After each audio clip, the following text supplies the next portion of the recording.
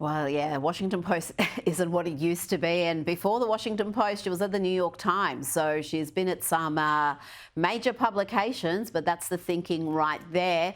Let's talk a little bit about men-only clubs. The Garrick Club has succumbed to pressure and voted to allow women to become members for the first time in its 190-year history, Douglas. This is a famed club. It's said to be bitterly split on this issue, though. BBC World Affairs editor John Simpson last week tweeted that various Garrick Club members, including musicians Sting and Mark Knopfler, and leading actors and producers, have reportedly written to the chairman saying they'll resign if the membership doesn't vote to accept women next Tuesday. That vote's taken place and women will be accepted. What's your take on this, Douglas? Is this fair enough that in 2024 we shouldn't have segregated spaces, or should men and women, if they opt to, be able to just be amongst their own and, have some peace?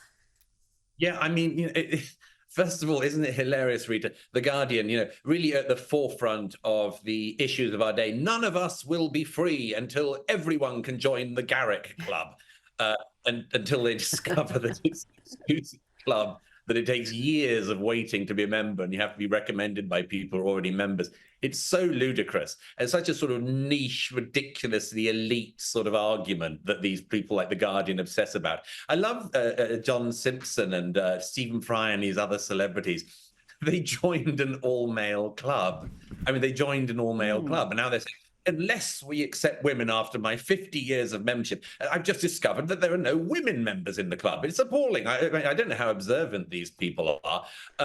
It's so ridiculous. I mean, my view is that if women want to join an all-women's club and men want to join an all-men's club, and by the way, women can come to the Garrick as guests if they want to, and so on, it's not a big deal.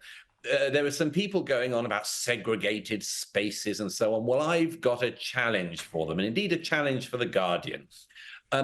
If you're worried about sex-segregated spaces, why don't you go to mosques up and down the United Kingdom and elsewhere and find rooms that women, Rita, are not allowed to go into? And this is a much bigger scale than the Garrick Club. The Garrick Club has quite a large membership, but I bet it's not the same membership as all of the mosques in the UK. And then they should go and they should make sure that every one of these male-only areas in mosques are having women introduced to them. So good luck to The Guardian, good luck to John Simpson, Stephen Fry, and the rest of them in the next step of your great crusade. After the Garrick, go for all of the mosques in the UK, and good luck, guys. You're going to need it. And after they've done that, they can get onto the issue of workplace diversity, because you wrote a fantastic piece about that on in The Spectator this week. It's apparently crucial that every profession where white men dominate is diversified in every meaningful way. And I don't know how I missed this BBC splash. They've revealed train drivers are overwhelmingly in the UK white, male and middle-aged. Goodness me. And that just won't do, Douglas, will it? There needs to be change immediately. It's completely shocking, Rita. You and I know that women dream of the thrill of becoming train drivers. They just thrill to the romance of the rail network, and so many, almost all women I know, desperately want to drive trains. And nobody will be free until 50% of people driving trains are women. And the other oddity of this, of course, is not just, it's the banality of the observation of the BBC's. Always this use of the term white as an insult. Of course, the majority of people who drive trains are likely to be male. There's a reason why it tends to be men, single men, standing at the end of train platforms, noting the numbers of trains. You don't often notice single women doing that. And then this obsession about the fact that they're white. Middle-aged, of course, that's a terrible thing to be. Presumably, if they were all octogenarians, that would be fine.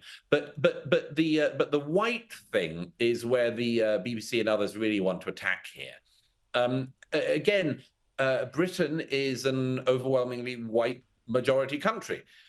So it's sort of inevitable that in a job like driving a train, which is quite well paid, it's not a high status profession, but it's a necessary and important profession, it's sort of inevitable that most people will be white.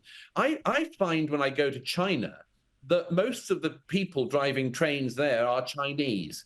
And when I've been to India, I noticed the predominance, the appalling predominance of Indian train drivers. It's quite outrageous. And once again, the BBC should apply this extraordinary fact finding that it does to these other places. None of us will be free until everyone can be a member of the Garrick Club. And every single train in the UK is driven by a black teenage transsexual. Clearly, that's the only way to solve the problem, Rita. You and I know it. It's systemic bigotry, and it must stop. And we can start with the Garrick, but we've got to move on to the mosques and then the trains and everything else. This is a dream we all have, and you have a rare insight, because as a little girl growing up, I just dreamed of one day being at the helm of a train in the UK somewhere. So let's just hope that happens for me. Douglas Murray, thank you so much for your time this evening. Great pleasure. Thank you.